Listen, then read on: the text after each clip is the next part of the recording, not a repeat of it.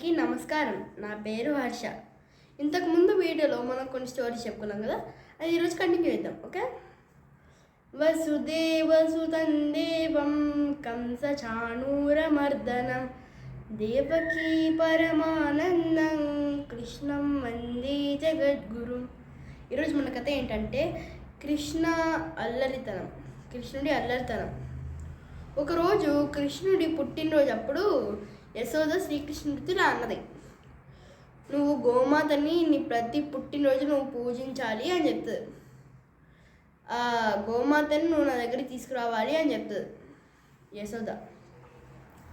శ్రీకృష్ణుడు వెళ్ళి అక్కడ అందమైన గోమాతను చూసి ఆశ్చర్యపోయాడు. ఎలాగోలా దాన్ని గోమాతని ఉద్యానవనానికి తీసుకొచ్చేస్తాడు. అక్కడే ఒక వెన్నబుట్టు ఉంటుంది. దాన్ని చూసి కృష్ణుడు అంతా మర్చిపోయాడు. తన ధ్యాస అంతా ఆ కుండని పలగొట్టి వెన్న తినడం, అది ఎలా తిన్నావు అని.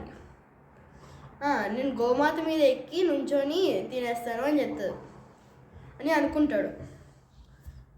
తర్వాత గోమాత మీద ఎక్కి చేయి కుండలో పెట్టాడో లేదో అంతే గోమాత పారిపోయింది. పాప కృష్ణుడు అక్కడే ఇరుక్కొనిపోయాడు. యశోద వచ్చి కృష్ణుడితో ఇలా అన్నది, ఇదే నీకు సరైన శిక్ష, ఈరోజు అంతా నువ్వు అక్కడే ఉండు అని అంటది. శ్రీకృష్ణుడు ఇంకా బాగా ఏడ్చాడు. యశోద కిందకి దింపితే కానీ ఆపలేదు. ఇప్పుడు కథ ఏంటంటే వ్యాసుడు శ్రీకృష్ణుడి వెన్నని తినేయడం. ఒకరోజు గోపికలందరూ కృష్ణుడికి వెన్నివ్వడానికి యమునా నది దాటి వెళ్ళాలి అనుకున్నారు. కానీ అవి చాలా ఫాస్ట్గా ప్రవహిస్తున్నాయి. తర్వాత అక్కడ వ్యాసుడు కనిపించి వీళ్ళు అన్నారు, వ్యాస మహర్షి ప్లీజ్ మీరు నన్ను కొంచెం నది దాటిస్తారా, మేము శ్రీకృష్ణుడికి వెన్ని చేసి వస్తాం అని చెప్తారు. కృష్ణ కృష్ణ కృష్ణ ఎప్పుడు కృష్ణేనా అని అనుకుంటాడు. తర్వాత ఆకలిగా ఉన్నట్టు నటిస్తాడు, నాకు కొంచెం ఇవన్నీ ఇవ్వచ్చు కదా అని అడుగుతాడు. తర్వాత ఇస్తాం అని చెప్తుంది. తర్వాత గోపిక ఇచ్చేస్తుంది. కుండలు చేయిపెట్టి తిన్నాడో లేదో అంతే కుండ మొత్తం అవగొట్టేశాడు. కుండ అయిపోగానే ఇంకో కుండ అడిగారు. గోపికలందరూ చాలా భయభ్రాంతులకు గురయ్యారు. తర్వాత వేదవ్యాసుడు యమునతో ఇలా అన్నాడు, నేను తినను అన్నట్లయితే ఈ గోపికలందరినీ నువ్వు నది దాటించు అన్నారు. కానీ వ్యాసుడు ఆల్రెడీ తినేశాడు కదా. వాళ్ళు చాలా భయప్రాంతులకు గురయ్యి శ్రీకృష్ణుడి దగ్గరికి పరిగెత్తారు. అప్పుడు దారి సృష్టించబడింది. వాళ్ళు దాటుకుంటూ వెళ్ళి శ్రీకృష్ణుడికి వెన్నైపోయారు. తర్వాత శ్రీకృష్ణుడికి నాకు ఆకలి లేదు అని చెప్తాడు. నాకు వ్యాస మహర్షుల వారు చాలా పెట్టేశారు అంటారు. వ్యాస మహర్షి మా కుండలు మొత్తం తినేశారు, ఆయన నీకెలా తినిపించగలరు అడుగుతారు. ఆయన నన్ను ఇస్తూనే తిన్నారు కదా, ఆయనకి నేను కనెక్ట్ అయి ఉన్నా, అందుకే ఆయన ద్వారా తినేశాను, ఆయన చాలా ఎక్కువ పెట్టేశారు అని అంటారు. గోపికలందరూ ఇలా ఆశ్చర్యపోయారు.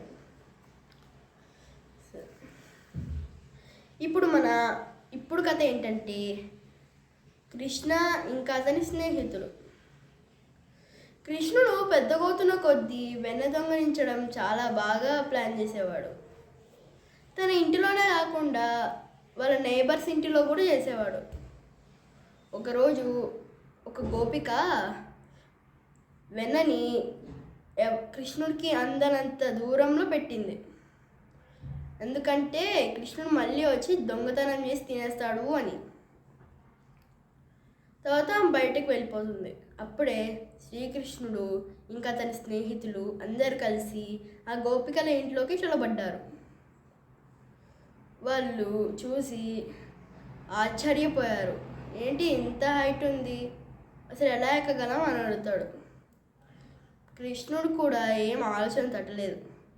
అందరు బాగా ఆడుతున్నారు.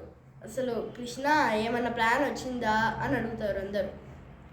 కృష్ణుడికి ఒక ప్లాన్ వచ్చింది. మనం మనిషి లాంటి కొండని సృష్టిద్దాము, అప్పుడు మనం ఈజీగా ఎక్కేసి ఆ కుండని పలగొట్టచ్చు అంటాడు. తర్వాత కొండ అయిపోయిన తర్వాత కృష్ణుడు పైకెట్టి కుండని పగలగొడతాడు. అందరు తినేస్తారు. అప్పుడు ఆ గోపికకి వచ్చింది. తను చాలా కోపం వచ్చింది. ఇంకా యశోద దగ్గరికి వెళ్ళి కంప్లైంట్ చేసింది, కృష్ణుడు రోజు మా ఇంట్లోకి వచ్చి వెన్న తింటున్నాడు అని. ఇంకా యశోద ఆవేశం అసలు అదుపులో లేదు. మీకు అర్థమైందా శ్రీకృష్ణుడికి వెన్న అంటే ఎంత ఇష్టమో? సరే అనండి ప్రే. ఓకే. యోగేశం సచ్చిదానందం వాసుదేవం వ్రజప్రియం ధర్మ సంస్థాపకం వీరం కృష్ణం వందే జగద్గురుం.